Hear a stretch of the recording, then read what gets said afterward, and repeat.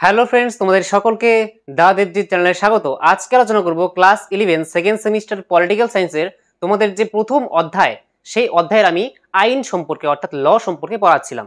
আজকে আলোচনা করব যে জাতীয় আইন এবং আন্তর্জাতিক আইনের মধ্যে টোটাল 6টি পার্থক্য আমি আজকে আলোচনা করব, ঠিক আছে? কারণ তোমাদের প্রথম অধ্যায় থেকে 6 নম্বরের একটা বড় কোশ্চেন আসতে পারে, তার জন্য এটা কিন্তু একটা ইম্পর্টেন্ট কোশ্চেন। তাহলে পার্থক্যটা দেখে নাও। যে প্রথম পার্থক্য হচ্ছে যে জাতীয় আইন একটি দেশের মধ্যে সুস্পষ্ট ও সুনির্দিষ্টভাবে থাকে। তাহলে জাতীয় আইন কি, আগে বলে নিই জাতীয় আইনটা কি। যে আমি আগে আলোচনা করেছিলাম যে জাতীয় আইনটা কি, যে একটা রাষ্ট্রের মধ্যে, জাতীয় আইনটা একটা রাষ্ট্রের মধ্যেই কিন্তু সীমাবদ্ধ।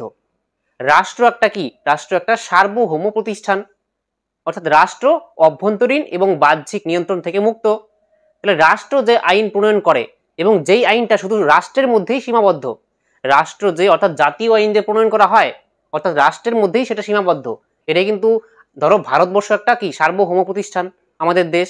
তাহলে আমাদের দেশে যে আইন প্রণয়ন করা হবে সেটা হচ্ছে জাতীয় আইন, ঠিক আছে, যেটা আমাদের দেশের মধ্যেই সীমাবদ্ধ। আমাদের দেশে যদি কোনো আইন প্রণীত হয় আমাদের ভারতের পার্লামেন্টে, সেটা কি আর রাশিয়া বা আমেরিকার লোকেরা মানবে? আমেরিকার সিটিজেনরা মেনে চলবে? সেটা মানবে না। তাহলে এটাই হচ্ছে জাতীয় আইন, যেটা সেই রাষ্ট্রের মধ্যেই সীমাবদ্ধ। আর আন্তর্জাতিক আইন কোনটা? যে এখন পৃথিবীর মধ্যে অনেক দেশ আছে, তাহলে এক দেশের সঙ্গে আরেক দেশের যে সম্পর্ক এবং এক দেশের সঙ্গে আরেক দেশের যে সম্পর্ক সহযোগিতা, তার জন্য যে রাষ্ট্রগুলি যেসব নিয়ম নীতি, ঠিক আছে, যেসব নিয়ম কানুন মেনে চলে, সেগুলি হচ্ছে আন্তর্জাতিক আইন, ঠিক আছে। জাতীয় আইন সেই দেশের মধ্যেই, সেই দেশটার মধ্যেই সীমাবদ্ধ, আর আন্তর্জাতিক আইন একটা দেশের সঙ্গে অন্যান্য দেশের মধ্যে যে সম্পর্ক সহযোগিতা, তার নির্ধারণের জন্য যেসব আইন প্রণীত হয় সেগুলোই হচ্ছে আন্তর্জাতিক আইন। তাহলে এটাই বলছে, তাহলে এখানে জাতীয় আইন একটি দেশের মধ্যে সুস্পষ্ট ও সুনির্দিষ্টভাবে থাকে। তাহলে জাতীয় আইন যখন প্রণীত হয় তখন আমাদের দেশের সকল মানুষ তা জানতে পারে, আর সেটা লিখিত আকারে থাকে, এর জন্য সেটা সুস্পষ্ট এবং সুনির্দিষ্ট। আর আন্তর্জাতিক আইন সুস্পষ্ট বা সুনির্দিষ্টভাবে থাকে না। আন্তর্জাতিক আইন কি হবে সেটা কিন্তু একদম সুস্পষ্ট না। নেক্সট পার্থক্য হচ্ছে যে জাতীয় আইন হলো সার্বভৌম কর্তৃপক্ষের আদেশ। তাহলে জাতীয় আইনটা কি? জাতীয় আইন হচ্ছে সার্বভৌম কর্তৃপক্ষের। এখানে সার্বভৌম কর্তৃপক্ষই হচ্ছে আমাদের দেশ, প্রত্যেকটা দেশ, ঠিক আছে। দেশ হচ্ছে কি একটা সার্বভৌম প্রতিষ্ঠান বা সার্বভৌম কর্তৃপক্ষ। আমি সার্বভৌমের মানে আগেও বলেছিলাম যে সার্বভৌমের মানে হচ্ছে বাহ্যিক এবং অভ্যন্তরীণ নিয়ন্ত্রণ থেকে মুক্ত, অর্থাৎ নিজে ক্ষমতাশালী, চূড়ান্ত ক্ষমতার অধিকারী যিনি আর কি, ঠিক আছে। আমাদের দেশ হচ্ছে চূড়ান্ত ক্ষমতার অধিকারী, বাইরের কোনো দেশের দ্বারা প্রভাবিত হবে না, ঠিক আছে। যেমন 1947 সালের 15ই আগস্টের আগে ভারত যখন পরাধীন ছিল, অর্থাৎ 200 বছর প্রায় ব্রিটিশরা ভারতকে শাসন করেছিল, তখন কিন্তু বাহ্যিক নিয়ন্ত্রণ ছিল ভারতে। তখন কিন্তু ভারত একটা সার্বভৌম প্রতিষ্ঠান ছিল না, অর্থাৎ সার্বভৌম কর্তৃপক্ষ ছিল না। বর্তমানে আমাদের ভারত হচ্ছে একটা সার্বভৌম প্রতিষ্ঠান বা সার্বভৌম কর্তৃপক্ষ। এমন যে প্রত্যেকটি দেশ আছে, সেই প্রত্যেকটি দেশ অর্থাৎ সার্বভৌম কর্তৃপক্ষের আদেশ হলো এই জাতীয় আইন। তাহলে জাতীয় আইন কি বোঝা গেল? জাতীয় আইন হচ্ছে সার্বভৌম কর্তৃপক্ষের আদেশ, অর্থাৎ প্রত্যেকটি দেশ যে আইন প্রণয়ন করে আর যেই আইনগুলি সেই সেই দেশেরই মানুষজন মেনে চলে, সেটাই হচ্ছে কি জাতীয় আইন। আর সেটা হচ্ছে সেই দেশের আদেশ বলতে পারো, ঠিক আছে। তাহলে সার্বভৌম কর্তৃপক্ষের আদেশ, সরকার যেটা আইন প্রণয়ন করে সেটা আদেশ রূপে কাজ করে, যে সেই দেশের সকল নাগরিককে সেটা মেনে চলতে হবে। আর আন্তর্জাতিক আইনে কোনো সার্বভৌম কর্তৃপক্ষের আদেশ নয়। তাহলে আন্তর্জাতিক আইন যে থাকবে, সেই আন্তর্জাতিক আইনটা কি? যে এক দেশের সঙ্গে অন্য দেশের যে সম্পর্ক সহযোগিতা, তার নির্ধারণের জন্য যেসব নিয়ম কানুন, সেগুলি হচ্ছে আন্তর্জাতিক আইন। তাহলে সেটা কিন্তু কোনো সার্বভৌম কর্তৃপক্ষের আদেশ নয়, যে একটা সার্বভৌম কর্তৃপক্ষ আছে, তার আদেশেই সমস্ত দেশ, ঠিক আছে, তাদের মধ্যে সম্পর্ক নির্ধারণ করবে, এমন কোনো সার্বভৌম কর্তৃপক্ষের কিন্তু অস্তিত্ব নেই। আর এখানে 3 নম্বর হচ্ছে রাষ্ট্র শাসন বিভাগের মাধ্যমে জাতীয় আইনকে বলবৎ করে। দেখো, যে জাতীয় আইন, এই যে জাতীয় আইন, এই জাতীয় আইন কে তৈরি করে? তৈরি করে সেই দেশের আইনসভা। আইনসভা থেকেই তো আইন তৈরি হয়, তাই না? আমাদের দেশের যে আইনসভা, তার নাম কি? তার নাম হচ্ছে পার্লামেন্ট।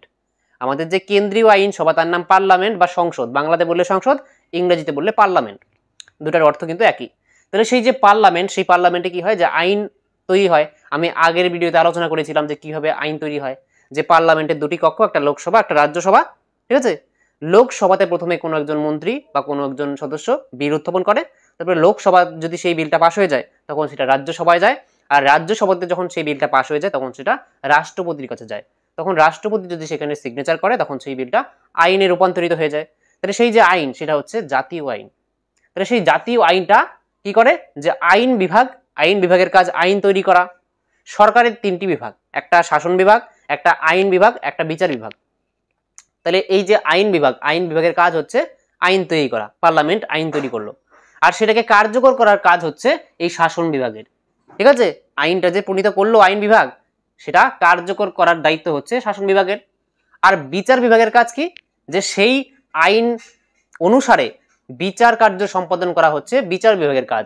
যে সেই আইনটা কেউ মান্য করলো, ঠিক আছে, না সেটা অমান্য করলো, যদি কেউ অমান্য করে তার ভিত্তিতে কি শাস্তি দেওয়া হবে সেটা বিচার বিভাগ স্থির করবে। তাহলে সরকারের এই তিনটা বিভাগ মনে রাখবে, যে একটা হচ্ছে শাসন বিভাগ, একটা আইন বিভাগ, একটা বিচার বিভাগ। আইন বিভাগের কাজ আইন তৈরি করা, শাসন বিভাগের কাজ সেই আইনকে কার্যকর করা অর্থাৎ বলবৎ করা, আর বিচার বিভাগের কাজ সেই আইন অনুসারে আর কি যে আইন অমান্য করবে তাকে শাস্তি দেওয়া। তাহলে এটা হচ্ছে রাষ্ট্র শাসন বিভাগের মাধ্যমে জাতীয় আইনকে বলবৎ করে। কিন্তু আন্তর্জাতিক আইনকে বলবৎ করার জন্য কোনো আন্তর্জাতিক শাসন বিভাগের অস্তিত্ব লক্ষ্য করা যায় না। কিন্তু আন্তর্জাতিক ক্ষেত্রে কোনো শাসন বিভাগ রয়েছে, প্রত্যেকটা দেশের মধ্যে তো রয়েছে, কিন্তু আন্তর্জাতিক ক্ষেত্রে ঠিক আছে কোনো কিন্তু শাসন বিভাগের অস্তিত্ব পরিলক্ষিতই হয় না। 4 নম্বর পার্থক্য হচ্ছে যে প্রতিটি রাষ্ট্রে জাতীয় আইনকে ব্যাখ্যা করার জন্য বিচার বিভাগের অস্তিত্ব পরিলক্ষিত হয়। যে প্রত্যেকটা রাষ্ট্রের মধ্যে বিচার বিভাগ আছে, আর সেই বিচার বিভাগ কি করে, যে আইনের ব্যাখ্যা করে, যে সেই আইনটাকে ব্যাখ্যা করার কাজ হচ্ছে প্রত্যেকটা দেশে বিচার বিভাগের। আর এখানে আন্তর্জাতিক আইনকে ব্যাখ্যা করার জন্য এরূপ কোনো বিচার বিভাগের অস্তিত্বই লক্ষ্য করা যায় না। প্রত্যেকটা রাষ্ট্রে যেমন বিচার বিভাগ আছে, বিচার বিভাগ বলতে যে আদালত সমূহ আছে, হাইকোর্ট, সুপ্রিম কোর্ট, পরে অধস্তন যে আদালত সমূহ, এগুলি হচ্ছে বিচার বিভাগ। তাহলে এর অস্তিত্ব একটা রাষ্ট্রে পরিলক্ষিত হয়, আর তা সেই রাষ্ট্রে মানে কি, রাষ্ট্রের মধ্যেই জাতীয় আইন আছে, আর সেই জাতীয় আইনকে কি করে, যে ব্যাখ্যা করে। কিন্তু আন্তর্জাতিক ক্ষেত্রে কিন্তু এমন কোনো কি নেই, যে বিচার বিভাগ নেই, যে বিচার বিভাগ কি করবে, যে আইনের ব্যাখ্যা করবে।